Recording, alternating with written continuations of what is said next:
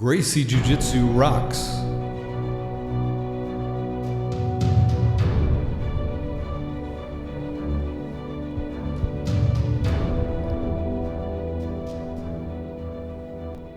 Welcome to the Gracie Jiu Jitsu Rocks podcast, a podcast dedicated to Gracie Jiu Jitsu and all things Gracie, including self-defense, competition, anti-bullying, women's self-defense and empowerment, nutrition, and most especially, the people involved in Gracie Jiu Jitsu. This podcast is for the average Joe. It's for anyone who practices, trains, teaches, or just loves to talk about or hear about Gracie Jiu Jitsu.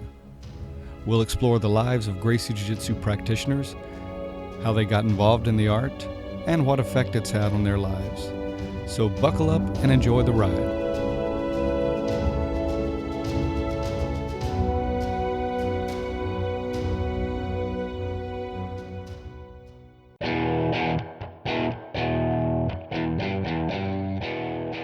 Welcome to episode 161 of the Gracie Jiu Jitsu Rocks podcast. As always, I'm your host, Marty Josie, and thanks for listening. My guest today is Jason Mills, and we'll get to that in just a moment. But before we do, let's start with our quote, and that is, "The most interesting aspect of Jiu Jitsu is, of course, the techniques are great, but the sensibility of the opponent, sense of touch, the weight, the momentum, the transition from one movement to another. That's the amazing thing about it. You must allow yourself to go as on autopilot. You don't know exactly where you're going until the movement happened, because you cannot anticipate what is going to happen. You must allow yourself to be in a 0 point, a neutral point. Be relaxed and connected with the variations. Flow with the go." And that's from Master Rickson Gracie. All right, Jason Mills is a Pedro Sauer Brown belt and a certified Gracie University instructor. I first met Jason at the CTC in Durham, North Carolina. Shout out to Sonny U.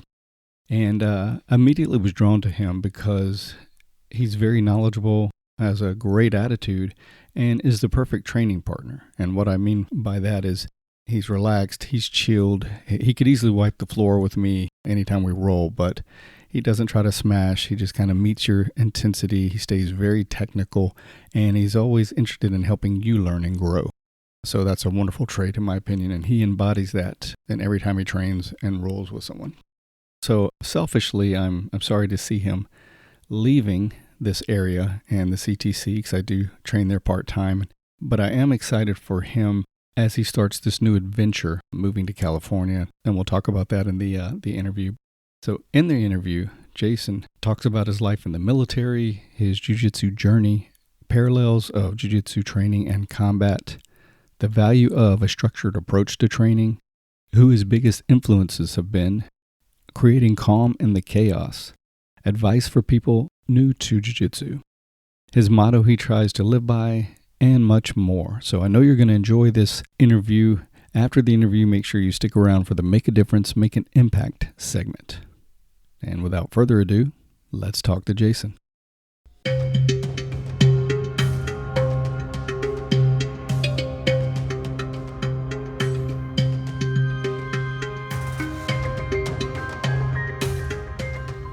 All right, I'm speaking with Jason Mills. So welcome to the show, buddy. Thank you. I appreciate it. Yeah, man. Happy to be talking to you. Jason, when I think of you, you're one of those people that, some people you just meet and you just know are just a good quality person from the start, and you're just kind of drawn to them and that positive energy. And you're definitely one of those people. And that was my impression when I first met you. Well, I really appreciate that. We'll probably talk about this a little bit later about, the philosophies and everything, but I definitely try to be the kind of guy that helps people and makes people's lives better. That's something that's pretty important to me. And so, it's something you have to work at for sure. Cause I'm not perfect. I definitely have flaws. My wife will definitely tell you that. But I think the best thing you can do is to listen to smart people that can will tell you the truth, and then just take the feedback and try to incorporate that to make yourself a better person. And that's I think the best you can do. And then try to keep your vices in check and some of your negative aspects, which everyone has. Keep aware of them and control the impact that those may have on other people. So Well that's the said. kind of thing I try to focus on. So I appreciate that. Yeah, I agree. I love that philosophy, and it definitely shines through, and it seems genuine. It's not, there's no ego. They're just trying to be a better person and help others to be better. And yeah, I love that. So we'll get a little more into your philosophy in just a couple, but let's just start with, so where'd you grow up, and just briefly, what was your upbringing like? And then we'll get into what led you to your Army career. Sure. Yeah. So I grew up in Southern California, in Glendale, California. If anybody knows where that is, it's just most people don't know. So it's near Burbank, California. Or I was so I lived most of my formative years all my formative years in Southern California.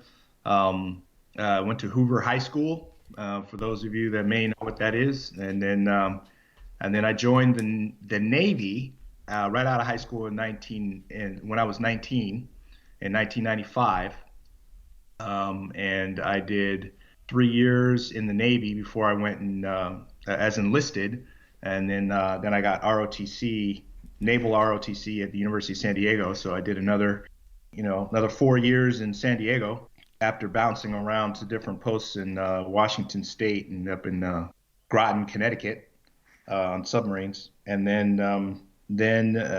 I did 4 years as a college student, and then I graduated and became a naval officer and spent time on the USS Peleliu, which has since been decommissioned. So it always makes me feel old.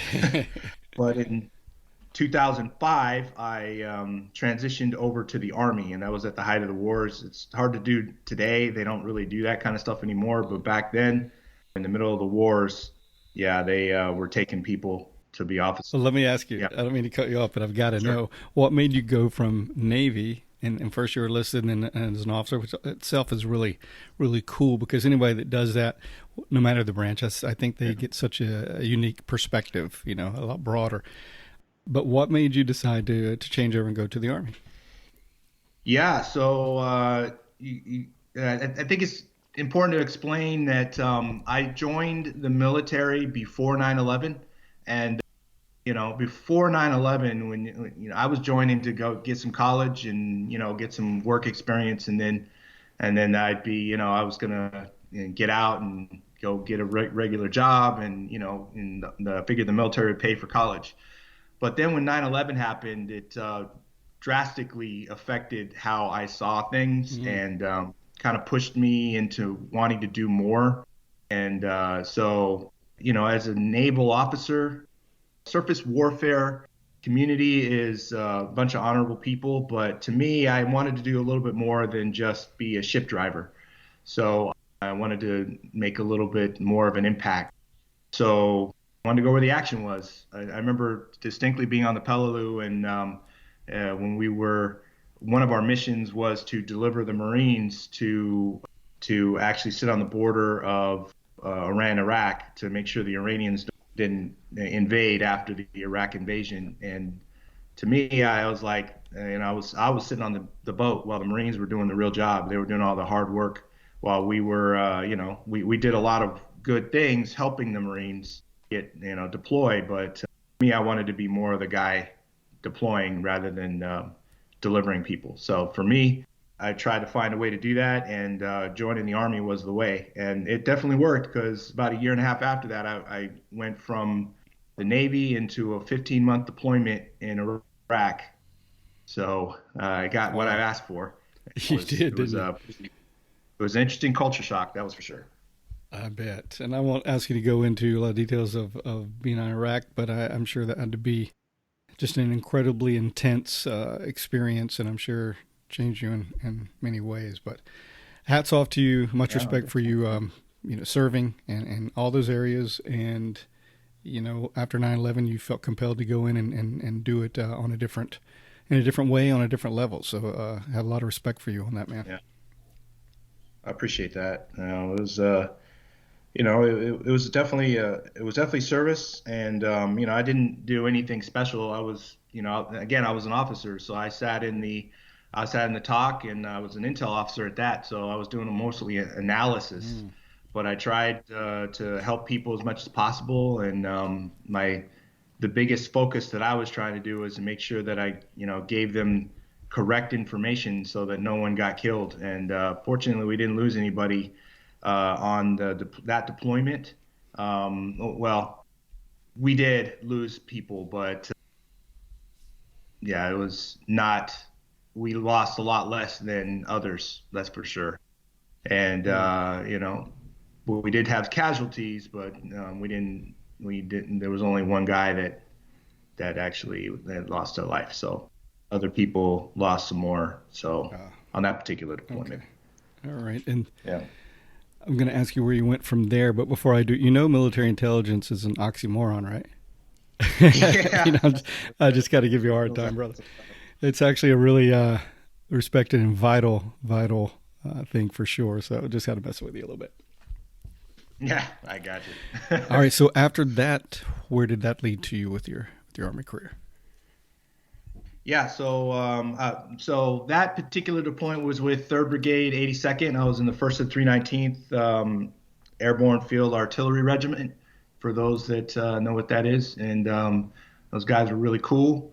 And so I came back from there, and then I went back again with the same unit to another 12-month deployment about a year after that. That was the time that, things just started rolling. And, in that particular one, I was in Baghdad for the second one. The first one was in Tikrit, but the second one I was in Baghdad and in the Zafrania area, for anybody that knows what that is. And that was, another 12 months straight, which was fun. But I had a little bit more experience at that point, so I was a little bit more seasoned, and I think we were pretty effective, though things did slow down a little bit. This was part of the surge effort at the time, and things eventually, well, about 7 months into the deployment, things started slowing down because now we started having getting warrants when we did stuff, and that was interesting. So that it was just what we were doing. That I think that kind of dovetails into jiu-jitsu, because that's really where I found Rener and Rener's DVD series was when I was in Iraq. Okay. The second time towards the end there, I found their DVD series, and I used that to kind of helped me start learning to do more specifically jiu-jitsu, because obviously I've been introduced to it with the Army combatives, but with the more systematic Gracie jiu-jitsu kind of stuff, I didn't get till I saw Rener and Rener's DVD series, and that was super helpful for me and a lot of the guys to kind of, to get training, but also to kind of, work off some stress. Yeah. And I bet it was extremely effective.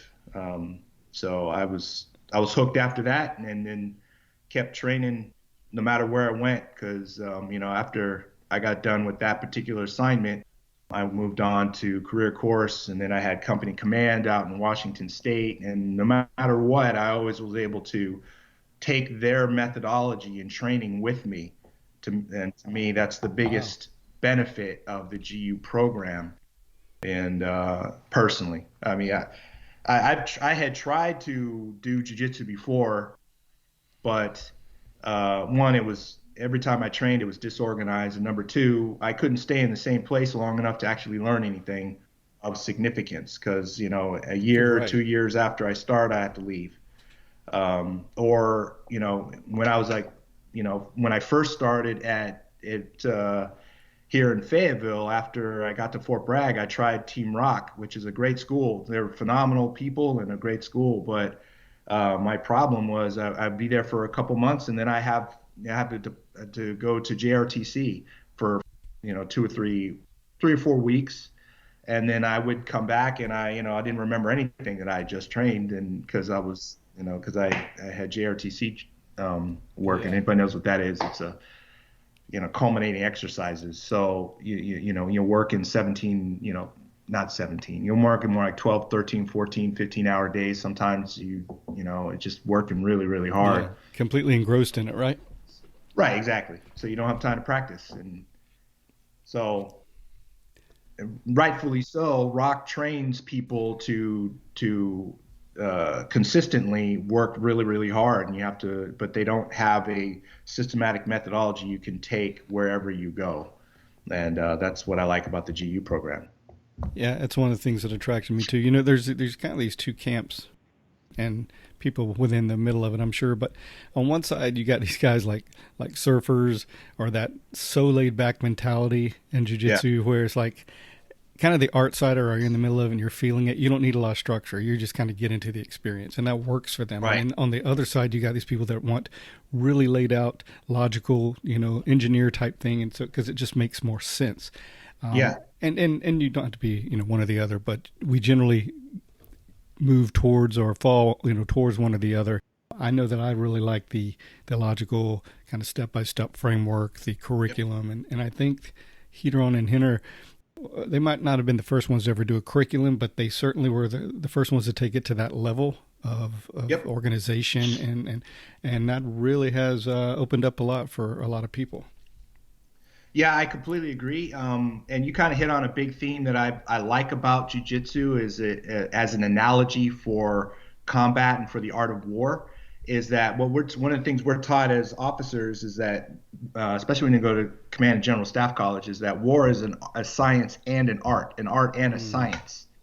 And a lot of people are really familiar with The Art of War by von Clausewitz, Yes. Karl von Clausewitz, and he talks a lot about the art of war. But there's an equally influential theorist named Jomini whose whole works is focused on the science of war.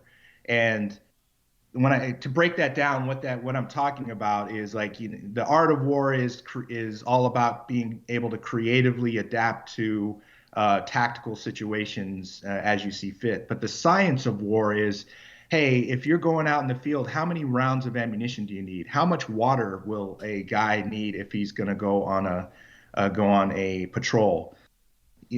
How much fuel does your vehicle need if you're going to be going out on a vehicle patrol? You know what I mean? Yes. These are the science aspect of it, and I think that jujitsu, specifically Gracie Jiu-Jitsu, but jiu-jitsu as a whole, fills both of those because there is a science to the specific techniques that you're learning. So you have to learn the specific methodologies of how to do an armbar. You got to squeeze your knees together, bring your hips up, and pull back on the arm. But your hips have to be close to the end end of the lever. So you have to have your hips all the way up to the shoulder to make it work.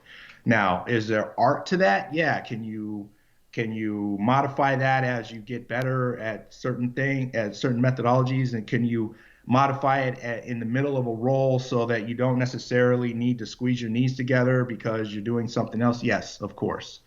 But that's the art. But the science behind it, you have to understand at an intuitive level before you get to the art part. And I think Gracie Jiu-Jitsu almost more intuitively than the vast majority of other martial arts, almost any other martial art, I think encapsulates that idea of art and science. I totally agree. So I totally agree. yeah, And I also think it's what we're talking about with, before a couple of things happen with your average jiu-jitsu academy you'd walk in the past, it was dog eat dog and the hammer and the nail. You were going to be the nail, and if you stayed long enough, maybe you could be the hammer. And so jiu-jitsu really wasn't for everyone with that phase, right? And I understand there was a lot of reasons why that started. There was the prove it phase. You had to show, the effectiveness of jiu-jitsu, things like that. But like many other things over time, that's no longer needed, and things need to evolve for today's time and things. So I think that's changed a lot with GU as well as others. And also with the lack of curriculum, you would come in and the instructor would show you whatever they want to do that day. And you would practice it a few times, and then you would roll and then try to maybe put that into practice and do that technique you learned, but it was really hard to do. So I think with GU, it's really changed, and that structure's enabled people to learn, the whole you don't have to fight to learn to fight. and it's enabled people to be able to assimilate the information better in a more relaxed state, which studies of course showed that the more stressed you are, the less you're going to be able to assimilate and use the information. So I think that approach and the cooperative approach when people are starting out is worth so much. Yeah, I couldn't agree more. And, to your point, I mean, I'll come at it from a military point of view, which I think lines up perfectly with jiu-jitsu and in real combat sports. To your point, I mean, there is value in physical toughness that's built by going hard. Don't get me wrong. There's a lot of important value, and anytime you train with the 82nd, they want you to be physically tough so that you can fight in real combat. No argument, but at the same time, the 82nd, like any other elite combat force, will tell you that they can't injure all of their soldiers in tough training because then they can't deploy. So they have to have risk mitigation factors, and they have to have controlled aggression and controlled training so that, yes, you're going to build the physical toughness, but you don't want to have your training so tough that all of your soldiers are so injured that they can't actually deploy for real combat. So there's a critically important balance that you have to have when you're training for combat and, even elite combat sports. I mean, Conor McGregor is awesome, but if he was constantly getting knocked out every 5 seconds, he wouldn't be able to get in the cage. So I think that it's important to understand that you go hard sometimes. You can't go hard every single time you step onto the mat.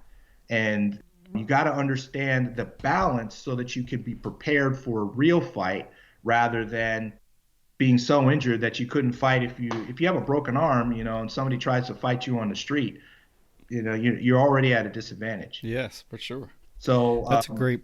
You got to have that balance. And so that's a great point. Is important. It's a great point. Yeah. You also don't want to go so far the other way and being cooperative and, of course, and easygoing that you water it down to where someone has a false sense of security, but they really couldn't apply the techniques and defend themselves effectively. So I do think you need to find that happy medium, some harder core training at times with people you trust. Mm-hmm. This is not to say you go in and visit any gym and just go as hard as you can and see how tough you can be, because that's just a recipe for disaster. But yeah, I think for the beginner, it needs to be very chilled and help them assimilate and get to a place. And then it needs to slowly start getting pressurized. And of course, you certainly need to develop that toughness. And if you don't ever put yourself in uncomfortable positions, how are you going to be tough, right? Right. While mitigating the risk. Right. I completely agree. And to your point, though, is like, I don't think that, I think there are times where you do completely go soft. So, one of the things we learn in room clearing in the Army is that when there are progressive levels, and when you start out, do something called glass walls, where you don't even have a gun. You are just you have your 4-man squad, and you just go up and you do, and you go into positions in the particular room, but you don't even have a gun on there. You're just learning to where you're supposed to be in that particular room clearing operation. And then you work together with your squad to make sure that you get in those positions. And then we have progressive training. So you go from that to, hey, now I have, an empty weapon, and you go and then you do the room clearing exercise. Then you go in there with blanks, so that you get used to the sound of gunfire, but without anybody actually getting hurt. Then, if you have the time, you try to use UTMs or SIMs, so that if somebody messes up, no one actually gets killed. And then at the end, after all of that progressive training, then you go in with live ammunition. That is what good training in progressive methodologies to get people prepared for combat looks like. And I think Gracie Jiu-Jitsu and Jiu-Jitsu in general should follow that same pattern. And so there are times when you're going to go completely soft. There is no resistance, because you're first learning the technique. You want to learn the intricacies of the details. Now you progress from there, but you don't just immediately jump into the end of the pool without any training at all, because that's a recipe for disaster. Yes, agree. So you've also had a long history with Pedro Sauer and the Pedro Sauer Association. Can you talk a little bit about that? Yeah. So, ironically, I came back from my assignment from Germany, and I was looking for a Gracie CTC in DC, where I was getting stationed next. And I was looking through the website, looking for a CTC in the area, and there were actually two at that time. Marco's up in Leesburg, and then the one at Gracie or at Pedro Sauer headquarters in Herndon. So Herndon was closer, and considering my schedule, driving 45 minutes after work would mean I'd have less training time. So I went with Professor Sauer's school. I didn't know of him at the time, but I asked Guido Jennings about him, and he said if you got a chance to train with Pedro Sauer, you should take it. So I did, and so glad that I did, because Pedro Sauer is genuinely one of the nicest and most amazing human beings I think that I've ever met in my life. There are two older, there are four people that I know that I would train anywhere with. Rener Hiron, obviously, but and Pedro Sauer and Guru Dan Inosanto. And I've had the opportunity to meet all four of them and train with all four of them. And Nice. when you're talking about different stages of, they're all at different ages, obviously, so they're different stages of their life, and I think they're all on the same path though.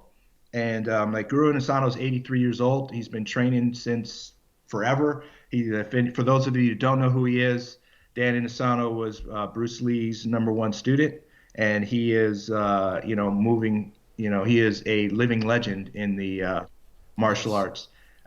And I kind of look at Guru Nasano as what Helio Gracie would be today if he was still alive. I think Helio Gracie was one of those same guys that I don't know if you've met him, Marty, but I know Guido talks about him all the time, about how he was just a legendary figure, a really great person who taught a lot and was really tough and was training till he was 90 something. I think Guru Nasano is Yes. going to be that same guy. He's 80, actually he's 85 now, I think. And he's still training and teaching. Genuinely nice human being. One of the cool things about him is also the white belt mentality, because not that many years ago he started BJJ, correct? Yes. Yeah. He actually put on a white belt at 60, which is what made me so enamored with him. I mean, here's a guy who's trained martial arts his entire life. He's had multiple senior belts in multiple systems, and he decided, hey, I want to go learn Oh, this that's BJJ great. stuff, and he put it on at 60 years old, and then got his black belt at 75 or something like that from John Jacques Machado. That's so So great. um, legit guy. He's always interested in training and learning new stuff, and he has that learning mentality that I think encapsulates what we try to do in Gracie Jiu-Jitsu as well. And then Pedro Sauer is that same guy. This is a guy who's been doing Jiu-Jitsu for what, 50 years, 60 years, something like that. He's just the subtleties of what he does is difficult to explain until you see it and try to do it. He definitely speaks on jujitsu at a PhD level, and which is such a revelation and such an interesting thing to try and study as you train with him.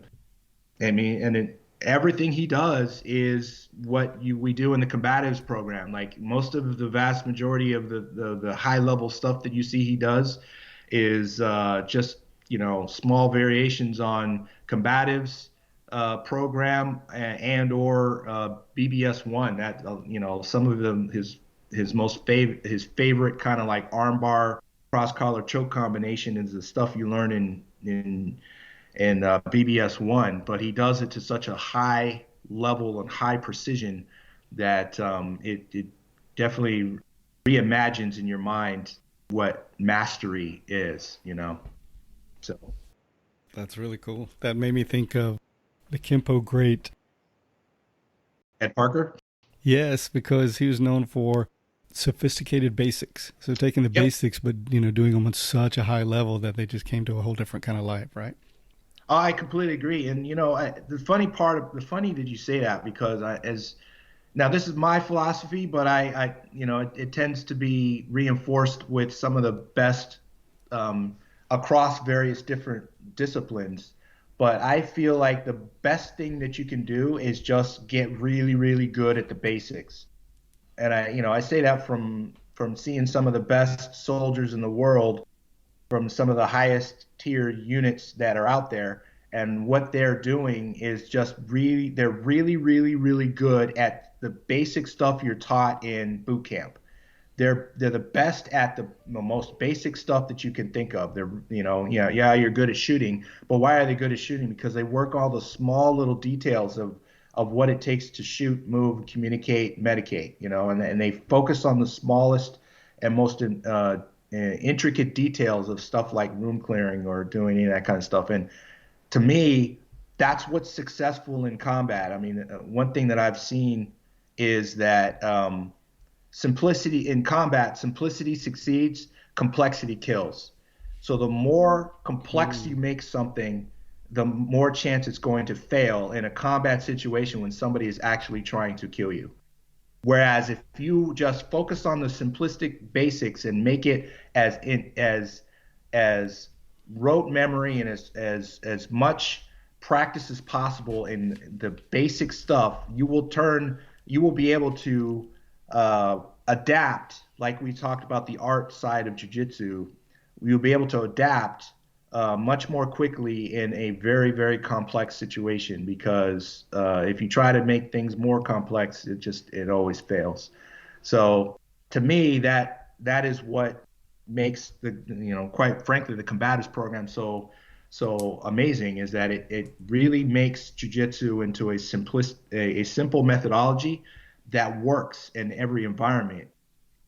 So Absolutely. It's hard to do for a lot of people to stay with the simple because the yeah, flashy objects, they just want the next best thing. And with YouTube now, there's yeah, just millions of videos of people like, oh, let me get to I've only been training 3 weeks, but let me get to some high level yeah. thing. It's just crazy. Yeah, I mean, look, I'm never gonna. If somebody wants to explore that stuff, that's up to them. But I mean, to me, what's most important is being able to survive. I don't. The belt that you get is it kind of does not really matter when somebody's trying to hurt you. No one cares that you have whatever belt you have when a real fight happens. I mean, that's that kind of like all encapsulated to me the first time that I thought I was all ready for combat, and the first time an IED went off, it's like I realized that my belt doesn't mean jack. And the thing that was important was being able to remain calm in the chaos and Mm. focus on what needed to be done so that you could survive. And that to me is Yes. the biggest thing that Gracie Jiu-Jitsu brings to you in a real combat situation, comfort in chaos, like talks about all the time. Keeping your head when everyone else is losing theirs is the best way to survive a real combat situation. So, I mean, if you understand that, then you'll understand that running to the latest thing so that you can learn the coolest looking Imanari roll or whatever or you know whatever kind of thing you want to learn, you'll realize that that's not really what makes you successful in real combat. So I mean, you can see it even in the UFC. What are the techniques that work the best in the UFC? The most basic wrestling, side mount, get to mount, control, head and arm chokes, rear Mm-hmm. naked chokes, arm bars. These are the basic jiu-jitsu techniques that you work on. Or so, That's so true. And the what works in actual combat is to one extreme, and that's certainly calm within the chaos. But even in stuff right. like traffic or anything, being able to stay Yeah. calm when you feel those adrenals are coming and your fight or flight coming, being able to stay calm and suppress that and manage that and relieve that, and staying focused and bringing it down. That's such a valuable skill whatever the situation, right? Yeah, I couldn't agree more. So I was just on we talked about this yesterday. There was a seminar on the law of self-defense that I just sat through yesterday, and it was run basically by a lawyer who was talking about what you got to win the fight, but also you got to figure out how you are legally justified and when you are legally justified to utilize force to defend yourself. And one of the biggest things he talked about was that keeping your head during that situation will allow you to be more successful when and if you have to explain yourself to a jury or to the law enforcement or to the prosecutor. And obviously always get a good lawyer as well. But the bottom line is if you start getting emotional and spun out of control, then witnesses to an event are going to look like you are being the aggressor, and that immediately takes one of the pillars of self-defense out of the arguments for your case. So yeah, I mean, losing your head in any situation will generally end up being a bad time. So, and I think one of the most important things with staying cool is your breathing. I'm not going to get too much into that because I talk about it all the time, but suffice to say, it's hugely important. Couldn't agree more. Yeah. So you have well, first of all, congratulations, because I know you're just completing your Army career and retiring, so that's got to feel good, and you're on to your next adventure, the next chapter of your life, which is going to be in Northern California. So tell us about that. Yeah, so I was fortunate enough to link up with a guy named Jacob Barber, and he hired me to be the head instructor of his new CTC that we are opening in Sacramento, California, in Elk Grove. And it will open probably September, October-ish, we're looking at. And we're really looking forward to it. It's going to be a great environment. We are going to be doing all of the Gracie University curriculum. Right now, we're looking at doing combatives, all the kids programs, and the master cycle right off the bat. Now, the only thing that we don't have the certifications for right now are the women empowered, but I think we're going to work pretty quickly to try and get that certification as well. We also have, between Jake and I, we both have extensive amounts of GST as well. So we're looking to try and figure out how to incorporate that as well into our program. So we're going to be open. Our goal is to literally try and make a carbon copy of Gracie University and from Torrance and copy it up into Northern California. It really works out because that was something that I had been planning to do as once I retired anyway. And when I linked up with Jake, he and I just had the same vision for what we were trying to accomplish, and I'm really excited to get a chance to do that with him. So we'll be doing that here later this year. Man, I'm excited for you for that, and I'm excited for the people in that area who are going to have that access to that for you guys. Yeah, that's going to be amazing. Tell us a little bit about your family and how are they feeling about the move and the new chapter? Yeah, so my wife is excited too. So she works remotely, so she can basically go anywhere.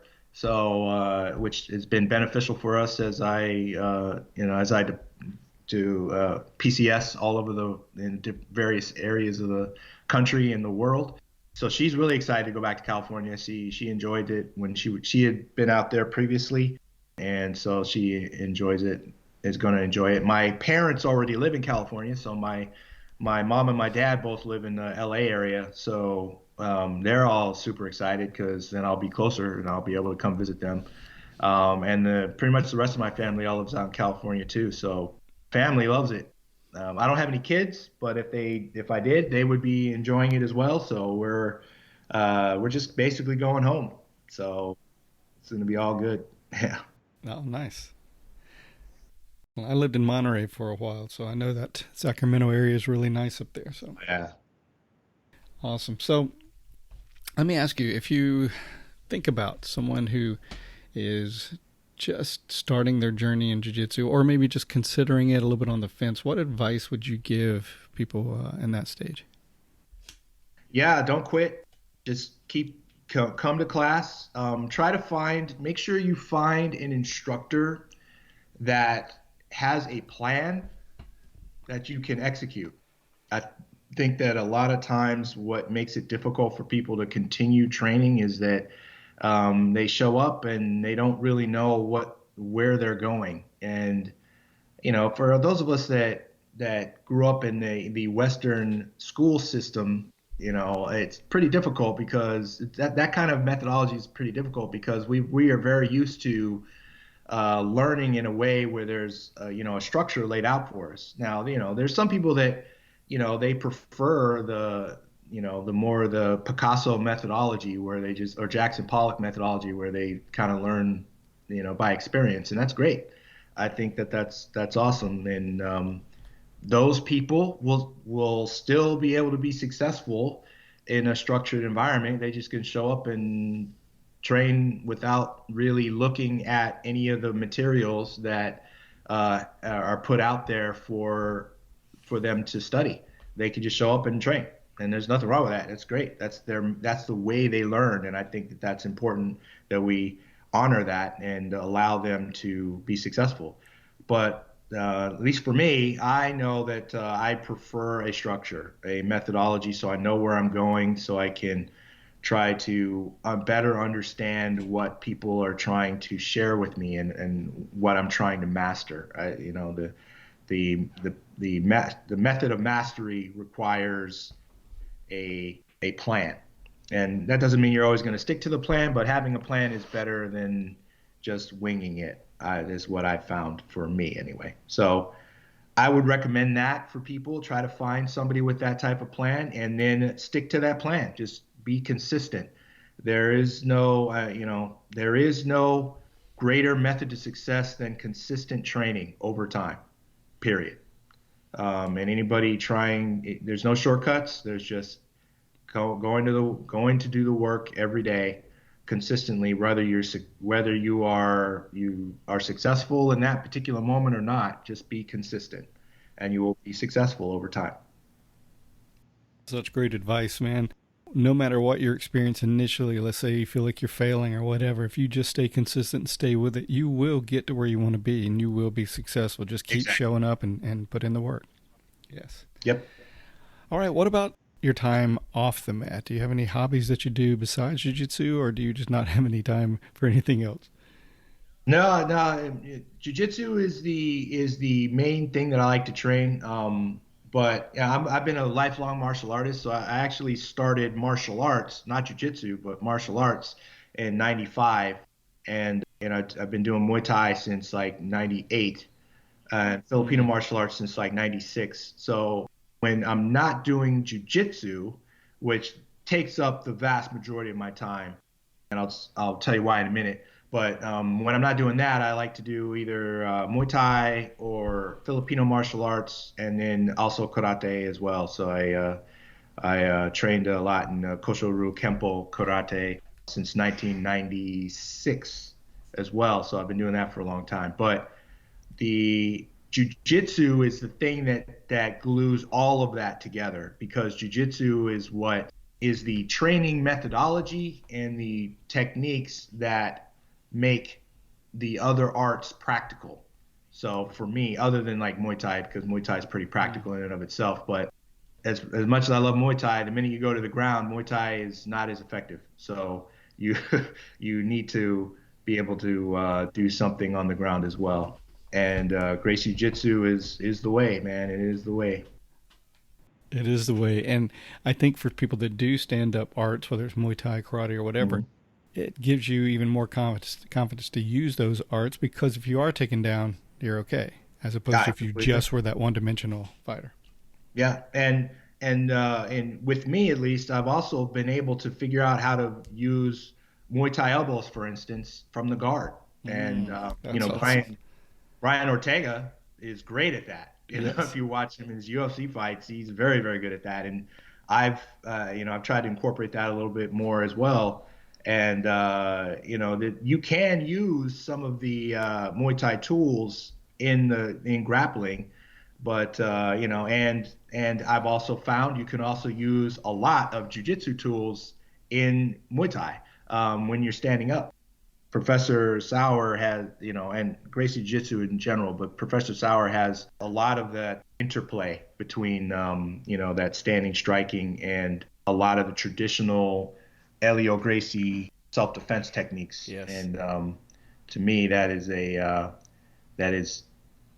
thing I'm excited to kind of bring to the master cycle classes when we stand them up. Yeah. Oh, that's beautiful. Yeah, and going back to like curriculum and stuff, I think Professor Sauer has done a great job of having, he's had a curriculum for many years, not as in depth, as laid out as GU, Yep. but he had a structured curriculum of core things and has a heavy self-defense emphasis Yes. in his stuff, but also, competition. So he kind of blends, all of it in a great way, I think. I totally agree. And I think that the especially lately, the big thing that he is really emphasizing is that people need to learn the self-defense aspects of Gracie Jiu-Jitsu. And to him, that is an entire mindset. It's not just a set of core techniques. When Professor talks about self-defense, he means that when you get on the mat with anyone, you never put yourself in a position where people could hurt you. Now that means so it doesn't matter if you're under the side mount or under the guard or under the mount. You could be in the worst position, even in footlocks. You never put yourself in a position where someone can hurt you. And to him, that is an entire mindset that he tries to put into every aspect of Gracie Jiu-Jitsu. And I think that starts with the self-defense techniques that we learn that Helio Gracie emphasized with his students, but that mental model that you build training those techniques translates so well to the rest of jiu-jitsu. It's like you are always protecting yourself first, self-defense first, and then you move on to the other aspects of submission and stuff. I mean, Hidon said the same thing. What is the first aspect that he talks about in his 4 levels of jiu-jitsu? Defend, right? Defend is escape, control, submit. Defend is the first, off the bat. So self-defense is always there. And you can take that even into competition. I think that Professor Sauer's students have shown that pretty well. I mean, I've been recently thinking about what my strategy, how to encapsulate my strategy for any competitions I might try to do, how I would utilize Gracie Jiu-Jitsu strategy for that. And I mean, we learn it in the combatives. You defend first, and then when someone tries to attack you, you can take them down, close the distance, take them to the ground, go to side mount or and then go to mount and then submit. Right. Well, if you think about it from a competition standpoint, a takedown is 2 points. The side mount is 3 points if you keep that for a little while, and then go to mount, that's 4 points. So right off the bat, that's 7 points that you what did I do? 9 points, excuse me. So that's 9 points. And then you go for submissions, which is, if you look at Roger Gracie, that's exactly what he did. It was a very simple concept, and that's what he did, and he dominated IBJJF for 10-time world champ. So, but the strategy that you utilize, that strategy will also be very successful in real combat. It's very simple.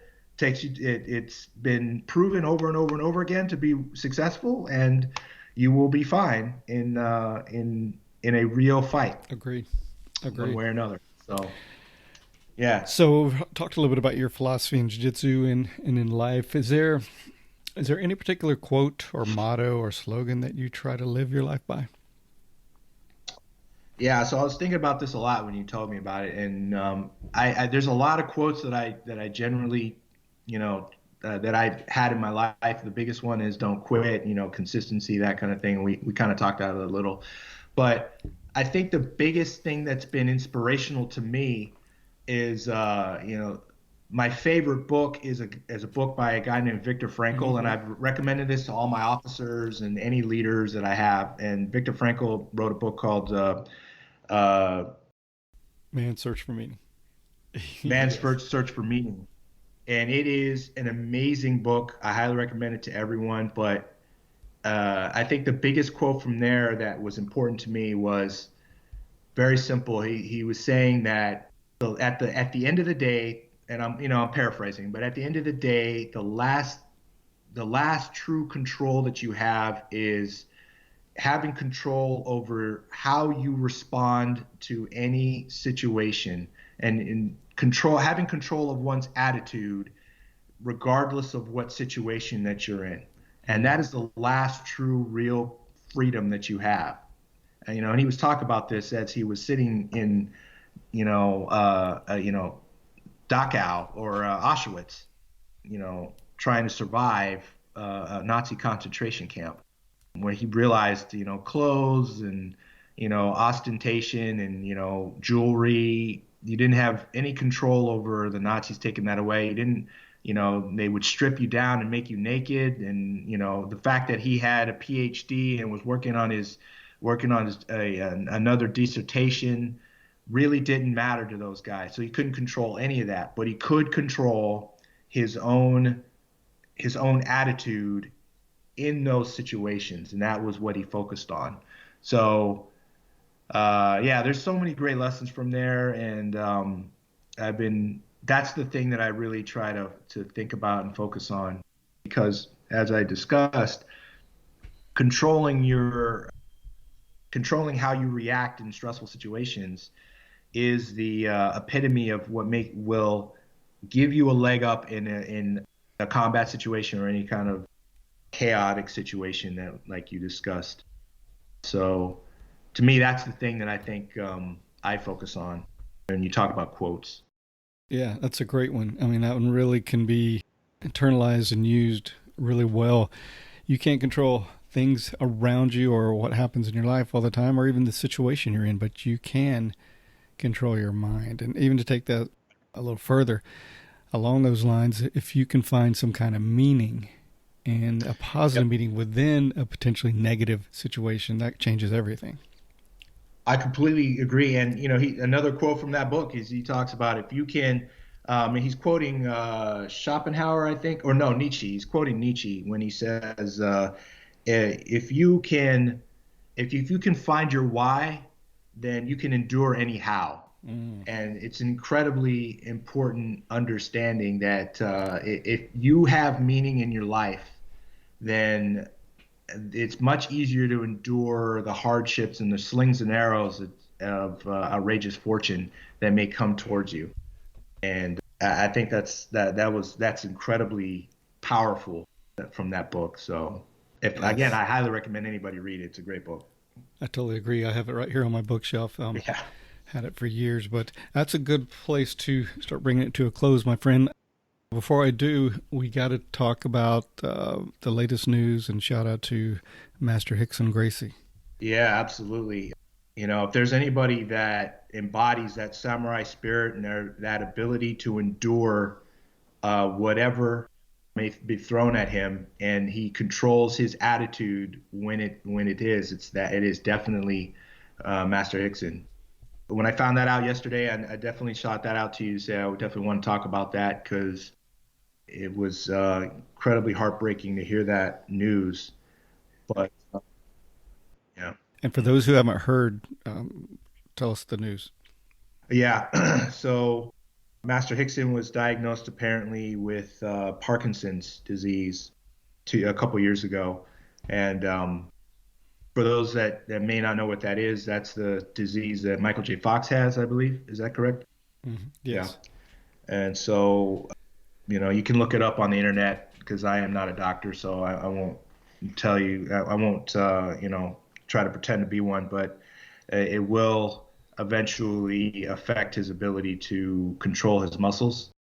Yes.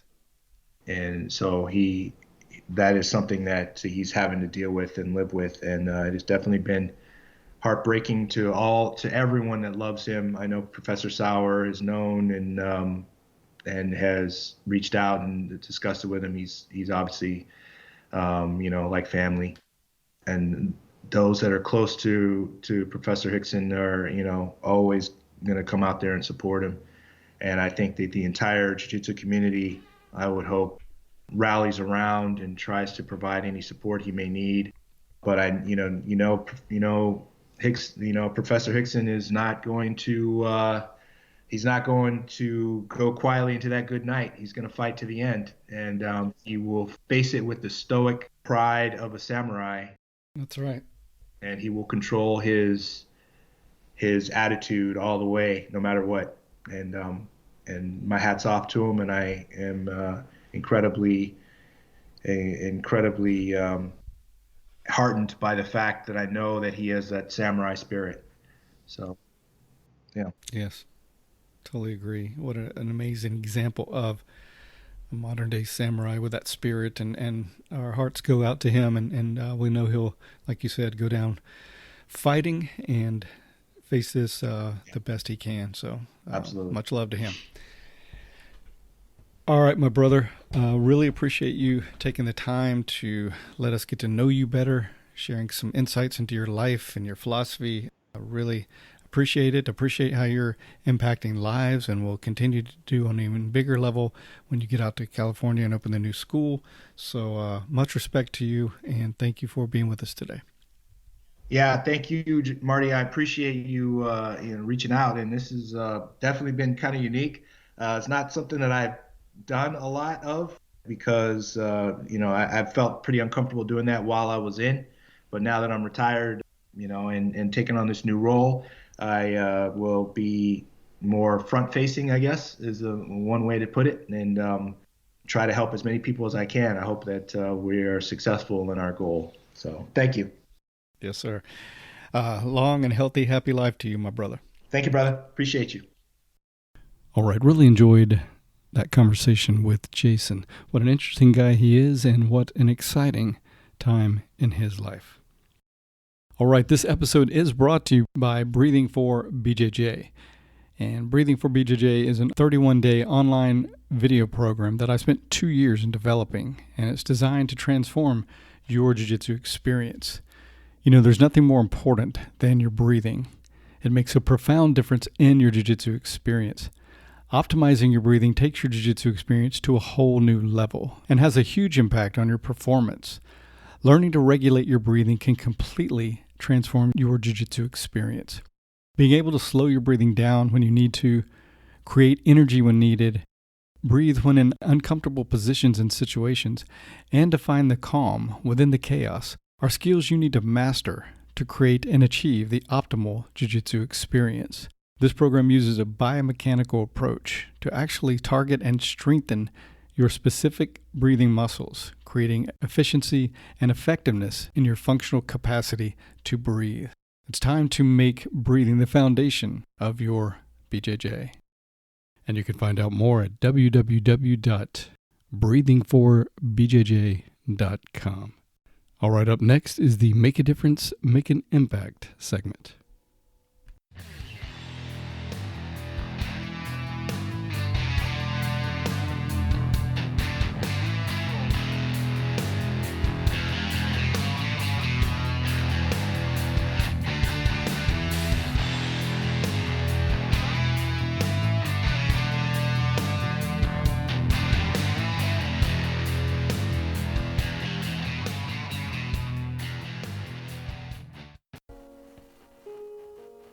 One of the greatest things about life is that how you perceive it determines what you get from it. The lens through which you look at the world roadmaps your success, right? All we are is a compilation of the things we see and the beliefs we hold. Which brings me to a very interesting question. Why are human beings so inclined to limit themselves and their abilities? Why do we bring life to stopping points, to barriers that simply are not there? See, in the world we know, every day of our lives is consumed by rules, laws, limitations. If I throw a rock into the air, it's going to hit a certain point, come to a stop, and fall back down to earth. That's science. That result can be mathematically proven, and there's really no debate about it. The issue, though, and one of the most tragic elements of human behavior, is when that exact certainty, that limitation, is applied to potential. Because potential is not a thing. Potential is an idea. Visualize someone who just completed a 6-minute mile, right? It's a pretty good time, something to be proud of. The question, though, is what tangible evidence, what proof does that individual have that they couldn't have run 5:59 or 5:50, 5:30? So often we stop because we believe we've done enough. We're comfortable right where we are. We know what the standard is, and we act accordingly. But just imagine a life without these false pretenses. Imagine the possibilities that exist for those who set their own standards. It truly is the difference between ordinary and extraordinary. Going back a few years, when Henry Ford first created the automobile, he said that if he would have asked the world what they wanted, they would have said faster horses, because that was the standard. A new possible hadn't been defined yet. And this supports the fact that reality is whatever you decide it's going to be, right? That mentality has been held by anyone who's made a positive impact on society, anyone who's exceeded expectations. Unlike that rock flying through the air, there is no defined stopping point for you other than the one you give yourself. And today is about taking that stopping point and making it disappear.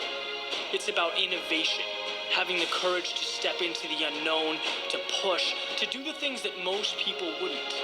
Because most people are confined to those self-induced limitations. But they don't need to be.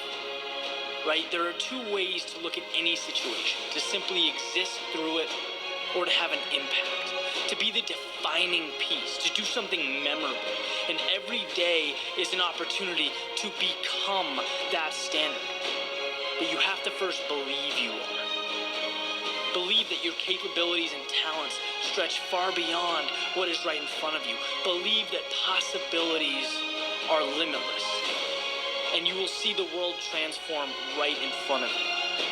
It'll be an incredible sight to see.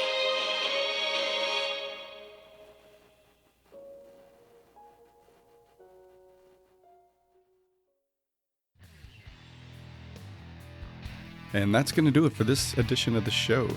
As always, I thank you for listening. Hope you're enjoying the show.